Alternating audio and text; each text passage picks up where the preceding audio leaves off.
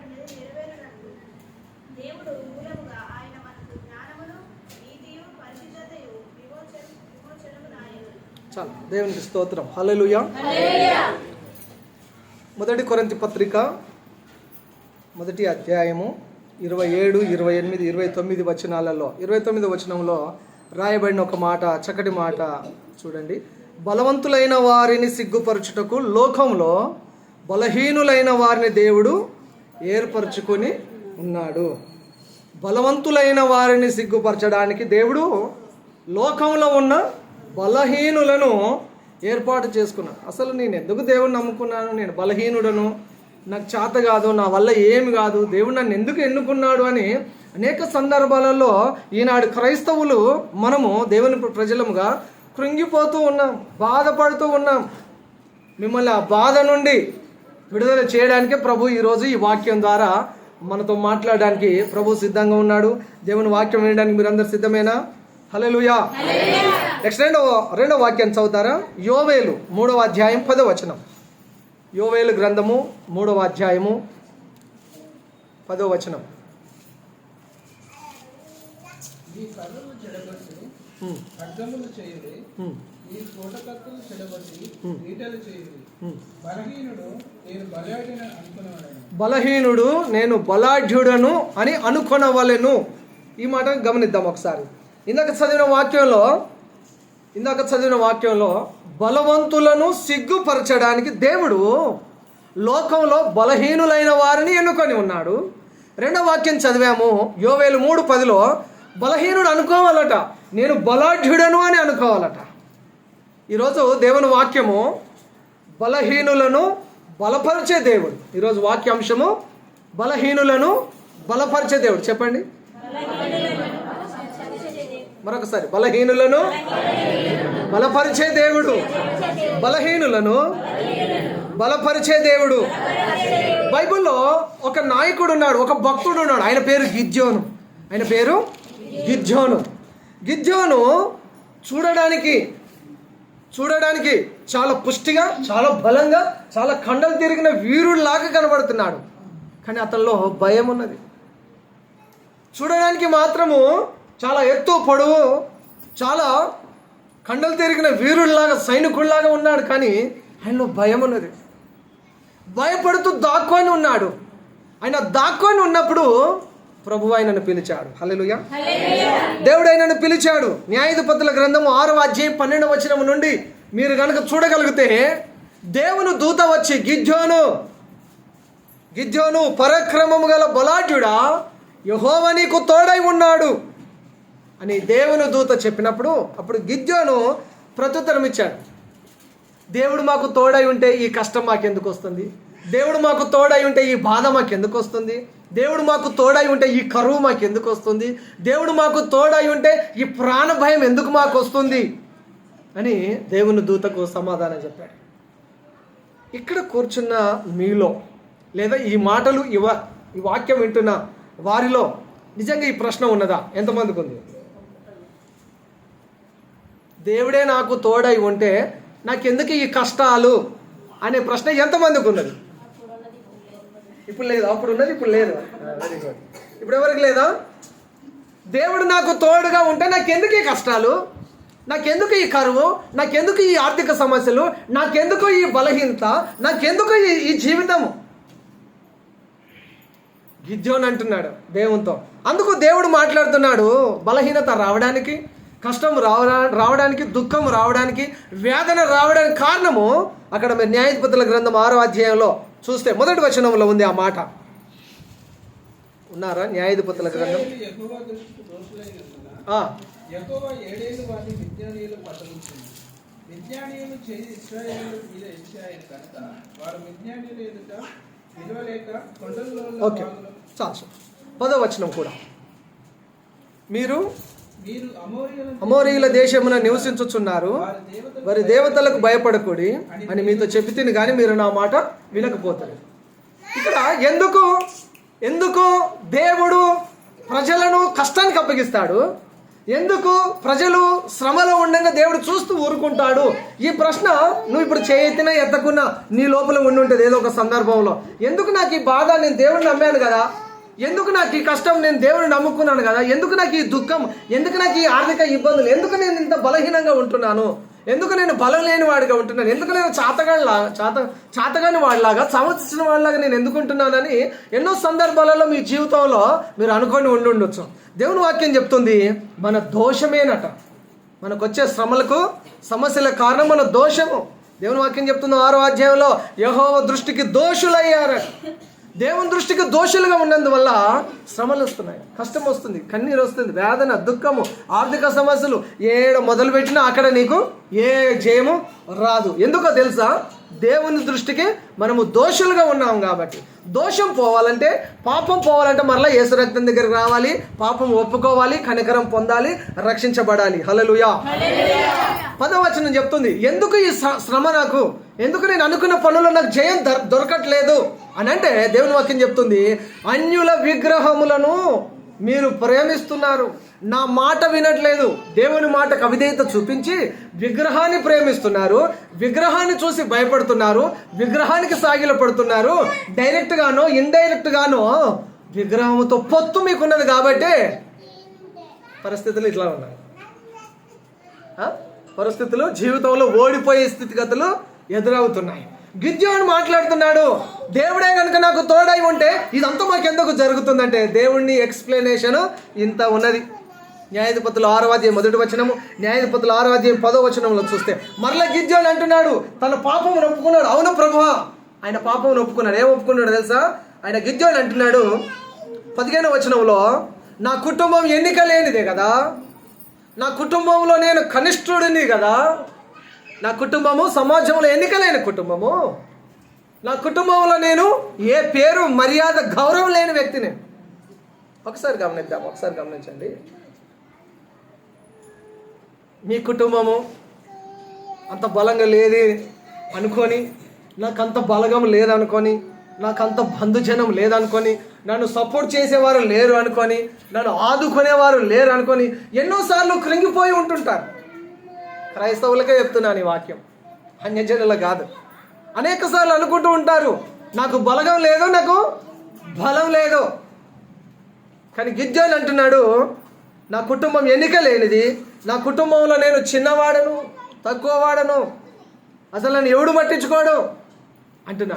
అప్పుడు దేవుడు చెప్పిన మాట ఏంటో తెలుసా? దేవునికి గిద్యోనికి మధ్య జరుగుతున్న కన్వర్జేషన్, ఈ సంభాషణలో దేవుడు అన్నాడు నేను నీకు తోడై ఉన్నాను. హల్లెలూయా. నీ కుటుంబం ఎన్నికలేంది కావచ్చు, నీ కుటుంబంలో నువ్వు కనిష్ఠుడు కావచ్చు, కానీ నేను నీకు తోడై ఉన్నాను. ఎంతమంది బంధు బలగమన ఉండని, ఇంకా ఎంతమంది ధనం కలిగిన వారని ఉండని, ఎంత కండలు తిరిగిన వీరులను ఉండని, వారు ఎవ్వరి సహాయం సపోర్ట్ నీకు లేకపోవచ్చు. నువ్వు ఒక్కడివే కావచ్చు, నీ కుటుంబంలో నువ్వు కనిష్ఠుడివై ఉండొచ్చు, కానీ నేను నీకు తోడై ఉన్నాను. హల్లెలూయా. నా వర్షంలో చెప్పాలంటే, అరే నేను నీకు లేనా, నేను నీకు లేనా, నేను నీకు లేనా, నేను చూసుకుంటాను కదా ఒక్కడిని.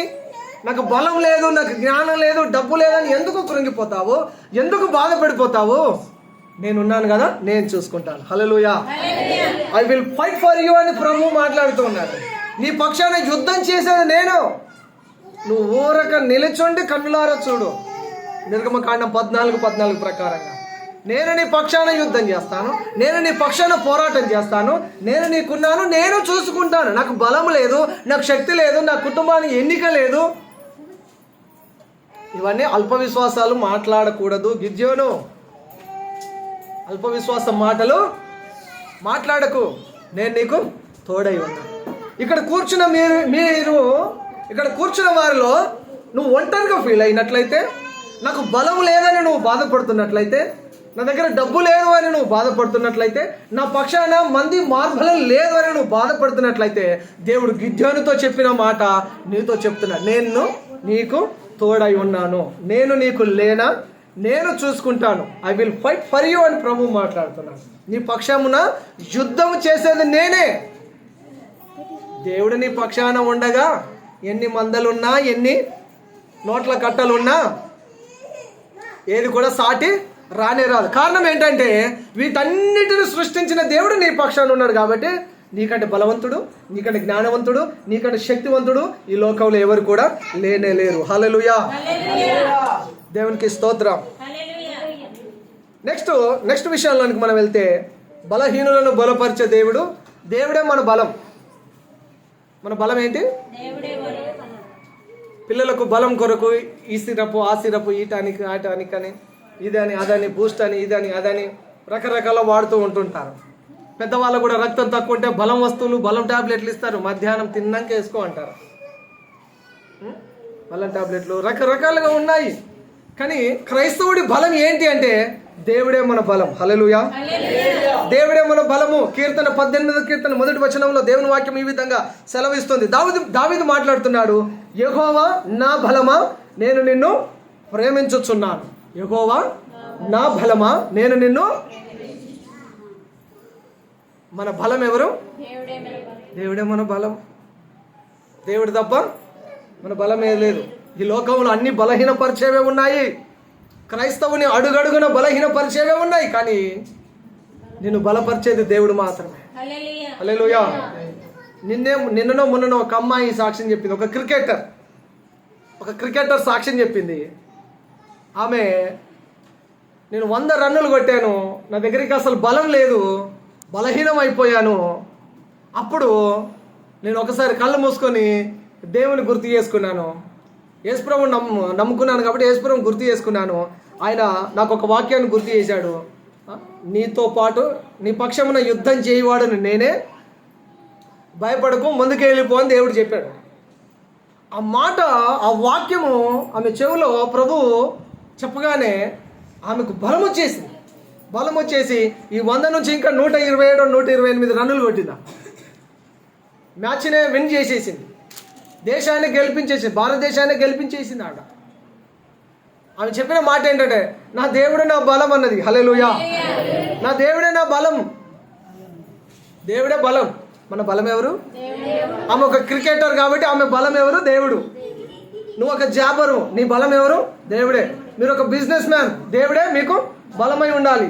లేదా మీరు ఏదైనా వర్కర్ అయి ఉండొచ్చు, దేవుడే మీకు బలమై ఉండాలి. మీరు ఒకవేళ స్టూడెంట్ అయి ఉంటే దేవుడే మీ బలమై ఉండాలి. ఒకవేళ దేవుని పనిలో మీరు ఉంటే దేవుడే మీకు బలమై. మన బలము దేవుడు. మన బలము ఎవరు? దేవుడు. దేవుడే మన బలం. ఇక్కడ ఒక మాట విందాము. 18వ కీర్తన 1వ వచనం చదువుతారా? యెహోవా నా బలమా నేను నిన్ను ప్రేమించుచున్నాను. చాలు. అక్కడ ముందు మాట ఉన్నది చూడండి. ప్రధాన గాయకునికి యెహోవా దాసుడైన దావీదు కీర్తన. అతని శత్రువులందరి చేతిలో నుండి, సౌలు చేతిలో నుండి యెహోవా అతని తప్పించిన దినమున దావీదు ఈ గీత వాక్యములను చెప్పి యెహోవాను స్తోత్రించి అతడు ఇట్లా, నేను యెహోవా నా బలమా నేను నిన్ను ప్రేమించుచున్నాను. శత్రువులు తరుముతున్నప్పుడు, సౌలు తరుముతున్నప్పుడు, ప్రాణ భయంతో ఉన్నప్పుడు ఆయన మాట్లాడిన మాట, నాకు బలం లేకుండొచ్చు, నేను పారిపోతూ ఉండొచ్చు, కానీ నా బలము నా దేవుడైన యెహోవా. హల్లెలూయా. దావీదు మాట్లాడుతున్నాడు, క్రిటికల్ పొజిషన్లో ఉన్నాడు, ప్రాణాపాయ స్థితిలో ఉన్నాడు. ఆయన పలికిన మాట, ఆయన ఇచ్చిన ఒక స్టేట్మెంట్ ఏంటంటే, యెహోవా నా బలము. పాట పాడతారా? అదే పాట ఎత్తండి. యథార్థమైనది పట్టు,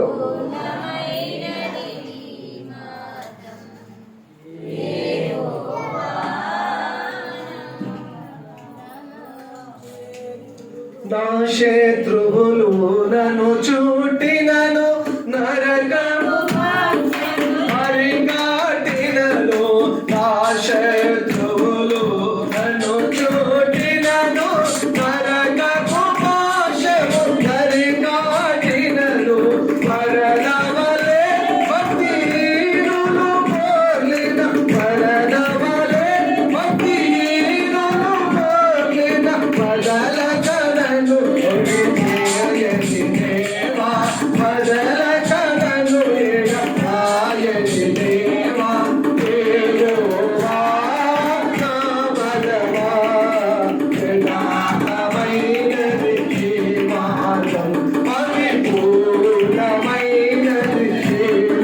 మార్గం యెహోవా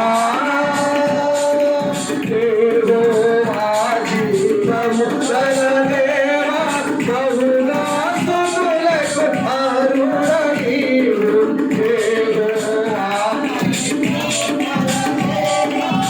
స్తుతులకు అర్హుడ నీవు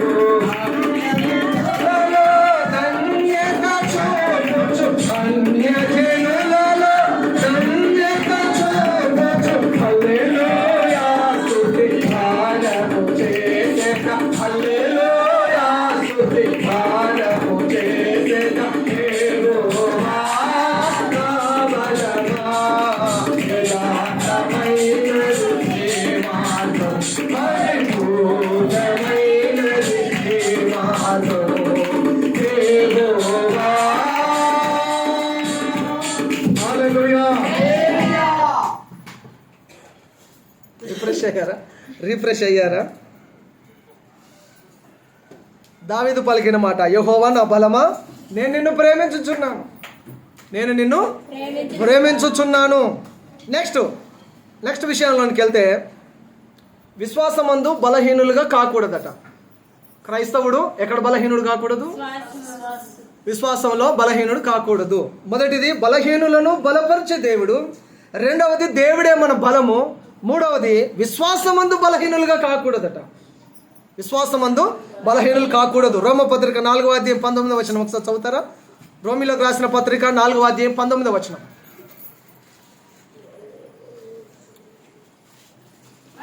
మరియు విశ్వాసమునందు బలహీనుడు కాక రమారమి 100 ఏళ్ల వయస్సు గలవాడై ఉండి అప్పటికి తన శరీరము మృతతుల్యమైనట్టును శరీర గర్భమును మృతతుల్యమైనట్టును ఆలోచించెను.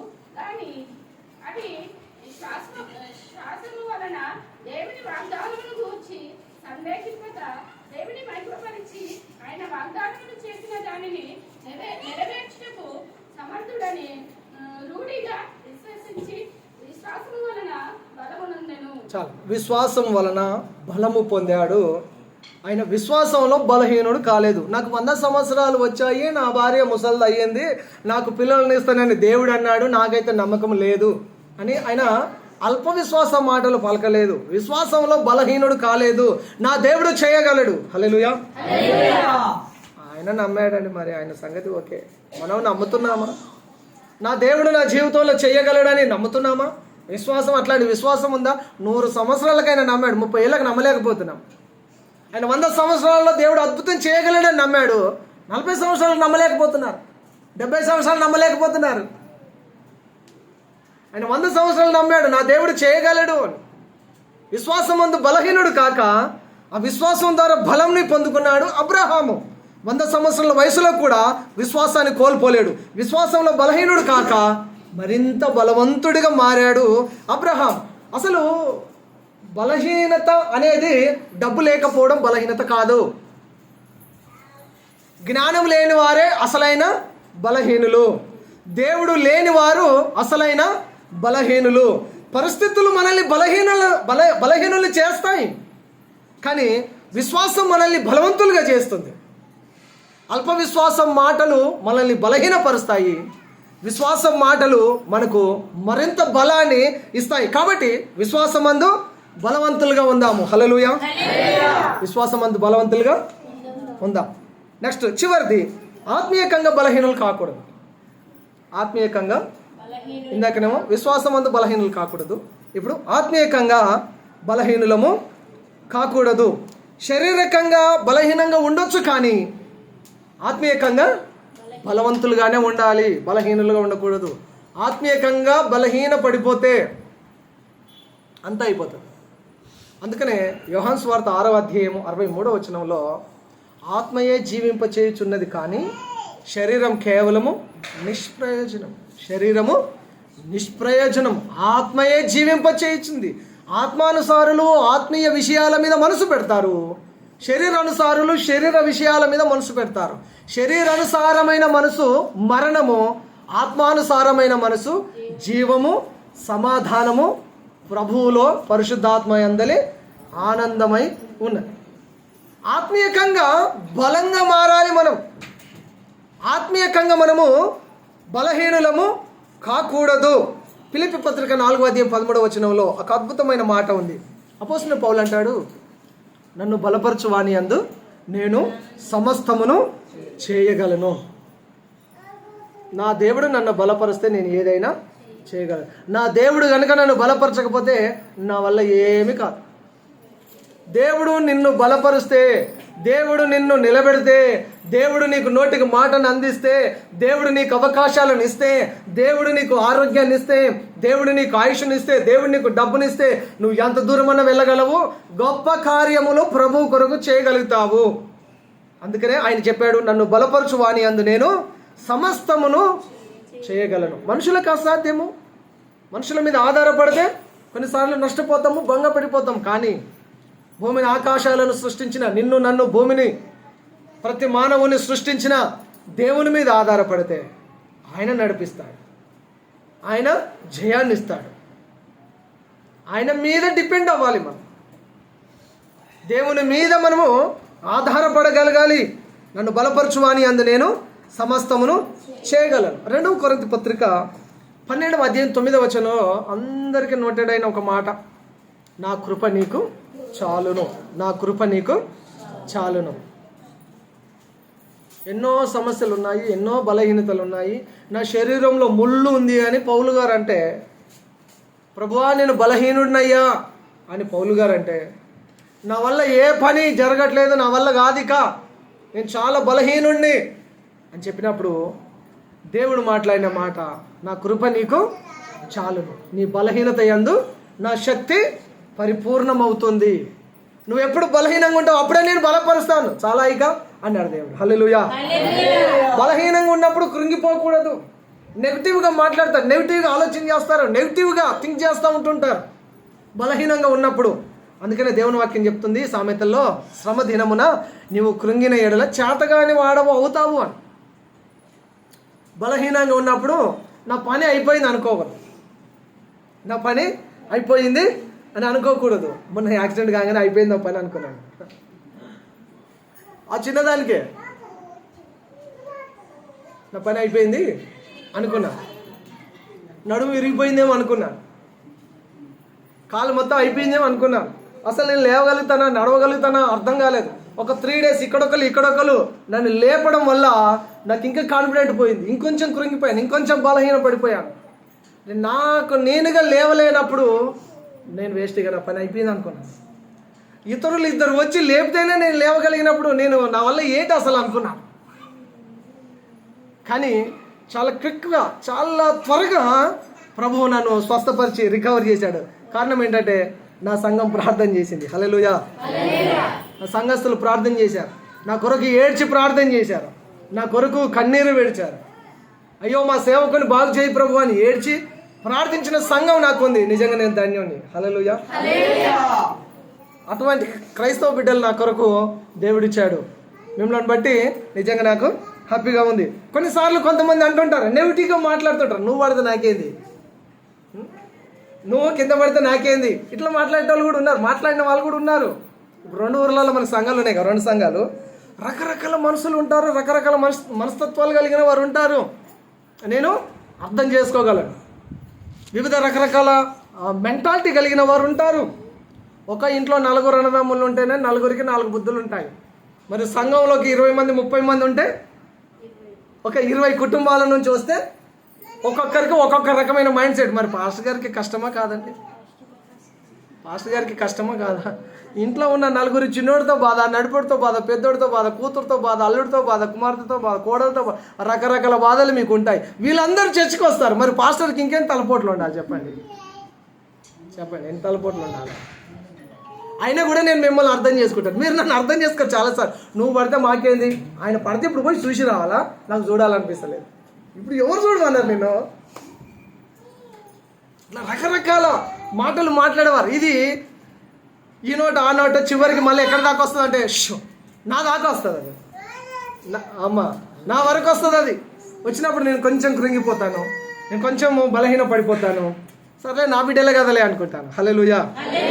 నా సంఘమే కదలే, వాళ్ళు కరెక్ట్ అర్థం చేసుకోలేకపోయారు. ఈ సిచ్యువేషన్లో కరెక్ట్ అర్థం చేసుకోలేకపోయారు, ఇంకొక సిచ్యువేషన్లో అర్థం చేసుకుంటారులే అనుకుంటాను. మరి ఇట్లాంటి మనసు, నాకంటే పెద్ద వయసు గలవారిని నేను అర్థం చేసుకోవాలి, నాకంటే చిన్న వయసు గలవారిని నేను అర్థం చేసుకోవాలి. ఎందుకంటే దేవుడు నన్ను తండ్రి పాత్రలో పెట్టాడు. సంఘంలో పాస్టర్ గారు అంటే ఒక ఆత్మీయ నాయకుడు, అంత మాత్రం కాదు, ఒక ఆత్మీయ తండ్రి. ఆత్మీయ తండ్రి, తండ్రి పాత్రలో ఉన్నాడు. 19వ సంవత్సరం 20వ సంవత్సరం అవుతుంది నేను సేవకుడిని అయ్యి. అంటే అన్ని సంవత్సరాల నుంచి సేవలో ఉన్నాను. ఇన్ని సంవత్సరాల నుంచి నాకు పాస్టర్గా అనుభవం ఉన్నది. కాబట్టి రకరకాల ఊర్లు తిరుగుతూ, రకరకాల మనుషుల మధ్య పరిచయం చేస్తూ, రకరకాల తెగల మధ్యలో సేవ చేసుకుంటూ వచ్చాను.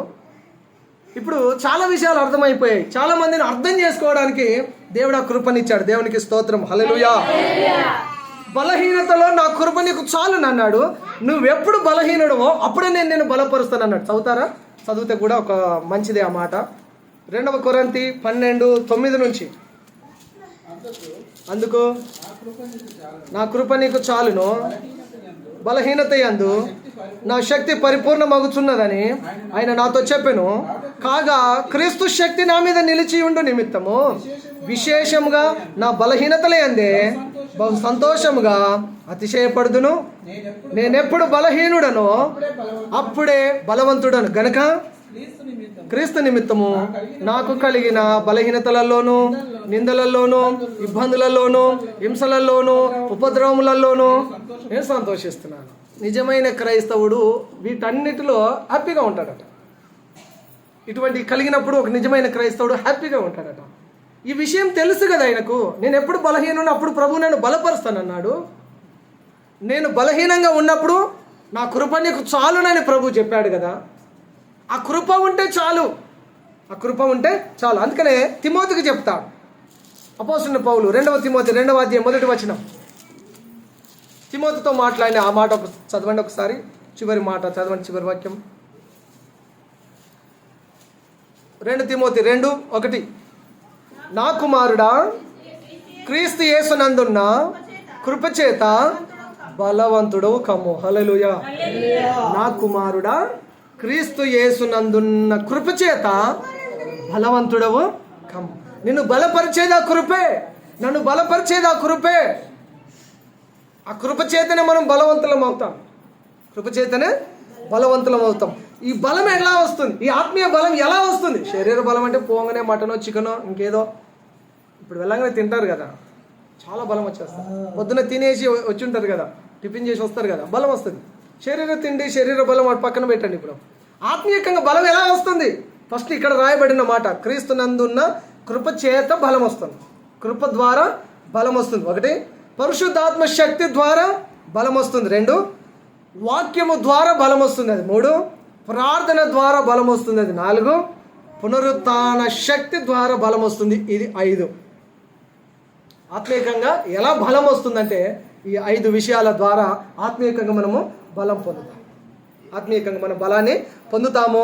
నువ్వు బలహీనుడు కాదు సహోదరి సహోదరుడా, నువ్వు బలహీనుడవు కాదు, బలహీనురాలవు కాదు. మన దేవుడు బలవంతుడు. ఆయన బలాన్ని నీకు ఇచ్చాడు. క్రీస్తులో మనం బలవంతులం. చెప్పండి, క్రీస్తులో మనము బలవంతులము. క్రీస్తులో నీవు బలవంతుడవు, క్రీస్తులో మేము బలవంతులము. దేవుడి మాటలు మనం ఇంకిట్లో దీవించును గాక. ప్రార్థన చేసుకుందాం. కళ్ళు మూసుకొని తలలు వచ్చి ప్రార్థన చేద్దామా? విన్న వాక్యాన్ని బట్టి దేవుని సన్నిధిలో ప్రార్థన చేద్దాం. 1 నిమిషం తలలు వంచి కళ్ళు మూసుకొని